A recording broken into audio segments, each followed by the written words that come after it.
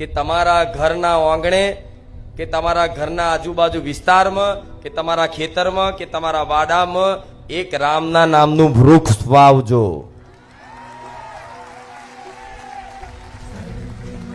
ગયા વર્ષે મેં કુળદેવીના નામનું વૃક્ષ વાવડાવ્યું હતું અને ઘણા ભાવિક ભક્તોએ કુળદેવીના નામથી એ વૃક્ષો રોપાણ કર્યા હતા.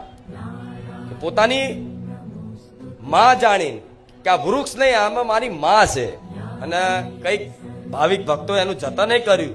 આ વર્ષે ફરજિયાત આદેશ કરીને હુકમ કરીને દરેક ભાવિક ભક્તોને કહીશ કે ચોમાસું આવે એ પહેલા તમારા ઘરના આંગણે કે ઘરના આજુબાજુ વિસ્તારમાં ખેતરમાં કે વાડામાં તમને જ્યાં જગ્યા દેખાય એ જગ્યા પર રામના નામથી રોપાણ કરી દેજો.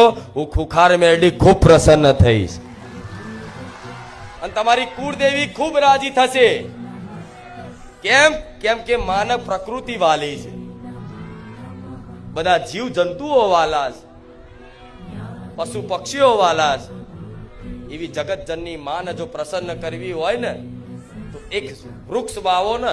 તે વૃક્ષ મનુષ્ય જીવનમાં મતલબ કેટલું યોગદાન છે એ તો દરેકને ખબર છે કે વૃક્ષથી આપણને શું મળે છે.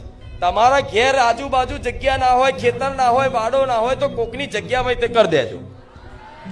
અને આ જગ્યા ના હોય ને કદાચ એવું લાગતું હોય તો મારા ધામમાં વ્યવસ્થિત એક જગ્યાએ રોપી દેજો. પણ જો આશા રાખું છું કે મારી વાતનું પાલન કરશો.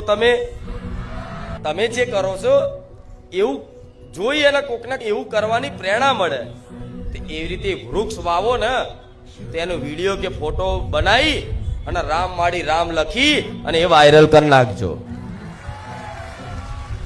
વિશ્વાસ છે મને માતા કે આ વાતનું પાલન દરેક કરશે. રામ